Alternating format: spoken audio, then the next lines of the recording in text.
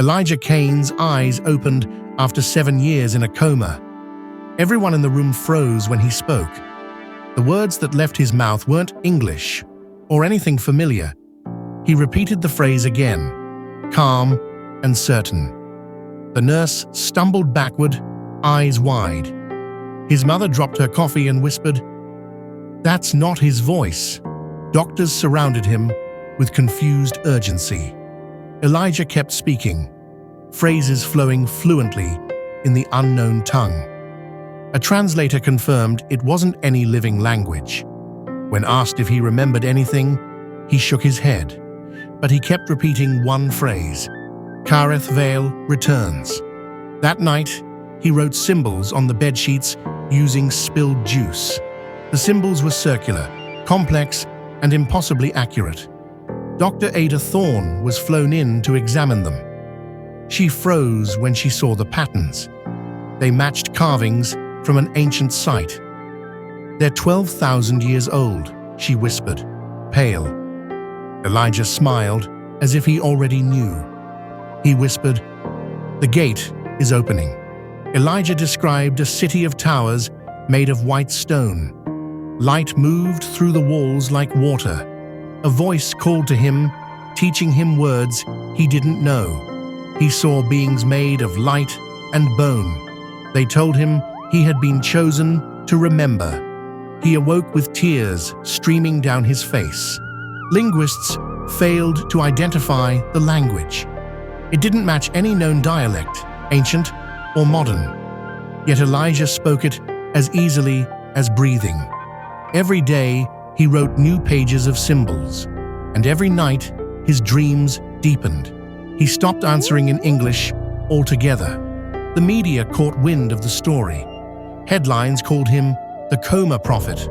Social media exploded with theories, some scientific, some spiritual. Conspiracy forums claimed he was a vessel for ancient gods. Videos of him speaking the language went viral.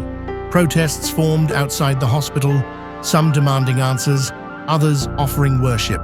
Security cameras glitched whenever Elijah spoke the language. Machines in the hospital started failing at random.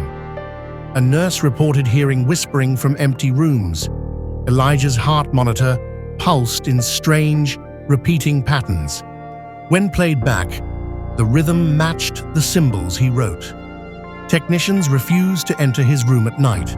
Elijah's mother finally confessed something hidden. He had a twin brother who died at birth. But strange things happened in the nursery after the birth. Symbols appeared beneath the crib in crayon Elijah never owned. She now believed his twin was taken, not dead. Elijah listened quietly, then whispered, "He walks beyond the veil."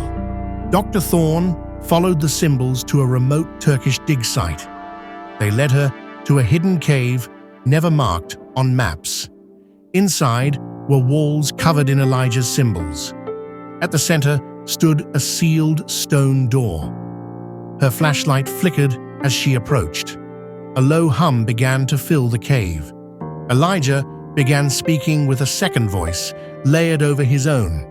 It was deeper, older, and not entirely human. He claimed to be a messenger of the forgotten tongue. Doctors tried sedating him, but he stayed awake. The symbols on his wall glowed faintly at night. He no longer blinked. Elijah described a memory not his own. He saw a civilization long before recorded history. They built gates to communicate beyond the stars. One gate collapsed, and everything turned to silence. He said he had been there when it happened. He whispered, "We called them back." The government took over Elijah's case. Dr. Thorne was removed from the project. Her research was classified without explanation. She fled with copies of Elijah's symbols. She claimed something was coming, and fast. Then she disappeared. A rogue linguist cracked part of the writing. It wasn't just a language. It was a map. It pointed to planetary alignments, dates, and times. One date stood out: tomorrow. The phrase, "prepare the vessel," appeared over and over. Elijah smiled for the first time. The cave door opened on its own. Inside was a black sphere, pulsing with light. Back in the hospital, Elijah's body levitated. The symbols on the wall spun like gears. Witnesses heard a voice in their minds. "He has remembered. So shall we return." Light consumed the cave. Elijah vanished from his hospital bed. All digital footage of him was erased. People claimed to hear the language in their dreams. New symbols began appearing across the world. Something ancient had awakened. A year later, a boy walked out of the desert. He looked like Elijah, but younger. He spoke no known language, just the same ancient tongue. Behind him, sand was scorched in a perfect circle. In his hand, he held a stone etched with glowing runes. The last word he spoke was, "Begin."